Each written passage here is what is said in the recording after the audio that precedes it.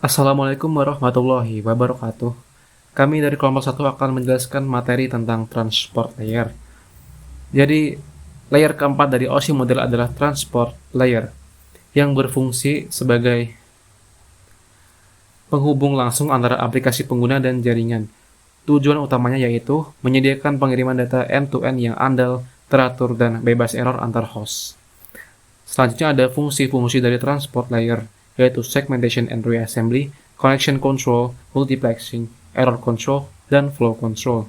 Untuk yang pertama kita akan membahas tentang segmentation and reassembly dulu. Segmentation yaitu memecah data yang lebih besar menjadi data yang lebih kecil, seperti a long message menjadi huruf-huruf terpisah. Lalu saat diterima oleh penerima, data yang kecil tadi disusun ulang melalui proses reassembly menjadi data yang utuh, seperti kalimat awal tadi. Untuk selanjutnya ada fungsi connection control. Transport layer akan menyediakan koneksi untuk data yang akan dikirim. Jika data tersebut memerlukan reliability atau keutuhan data, maka dia menggunakan koneksi connection oriented. Jika dia memerlukan kecepatan, maka dia menggunakan connectionless. Untuk contoh yang memerlukan connection oriented yaitu email, web browsing, dan file transfer.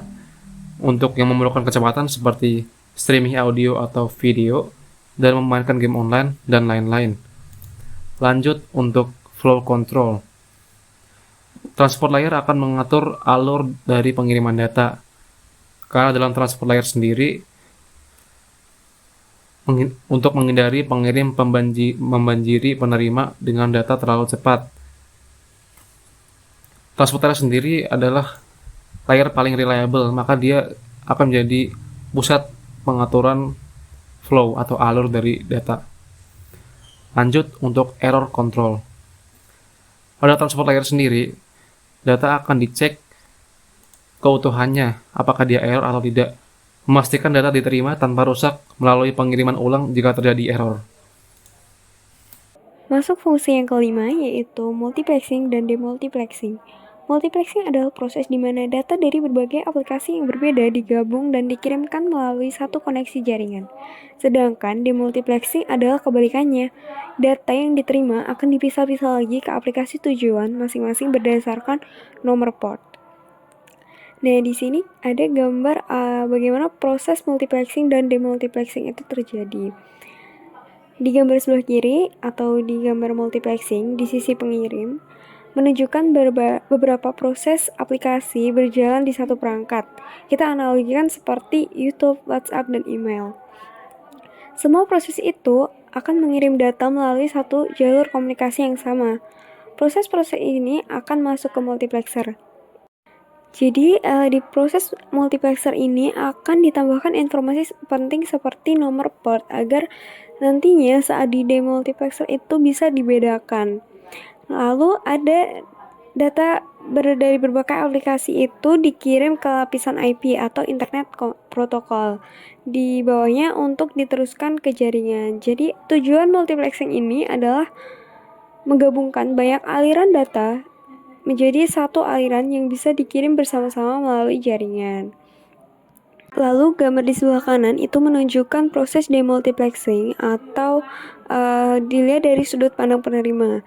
Nah, setelah data yang dikirim tadi sampai di perangkat tujuan, data akan diterima oleh lapisan IP, kemudian masuk ke demultiplexer.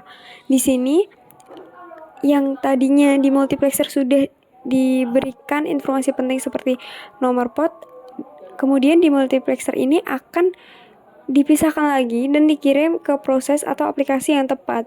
Contohnya, data dari YouTube akan dikirim ke aplikasi YouTube, bukan ke email atau WhatsApp.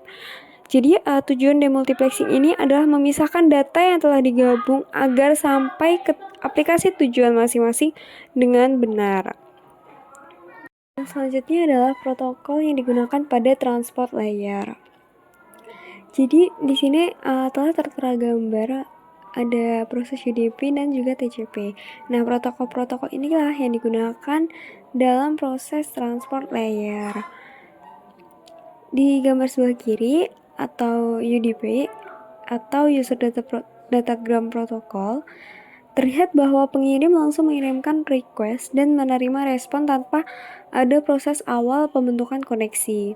Jadi setiap data akan dikirim begitu saja tanpa melewati konfirmasi sehingga prosesnya itu lebih cepat. Nah, bagaimana sih ciri-ciri JDP ini?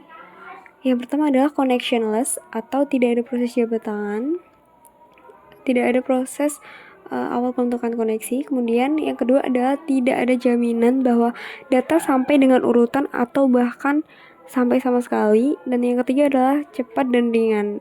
Nah, IDP ini cocok untuk aplikasi real time seperti video call, streaming, dan game online. Kemudian di gambar sebelah kanan itu ada TCP atau Transmission Control Protocol.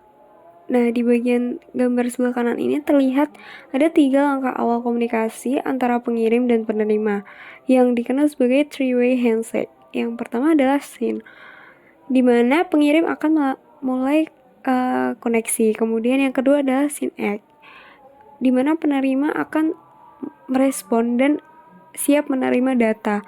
Dan yang ketiga adalah ACK, di mana pengirim akan mengkonfirmasi dan data yang dikirim itu akan mulai melakukan prosesnya. Jadi kesimpulannya adalah transfer layer mempunyai peran yang sangat penting dalam komunikasi data di jaringan. Nah, tanpa lapisan ini, data dari satu perangkat tidak akan bisa dikirim atau diterima secara efisien dan teratur. Kemudian bisa kita katakan juga bahwa sekian dari kelompok kami. Terima kasih. Wassalamualaikum warahmatullahi wabarakatuh.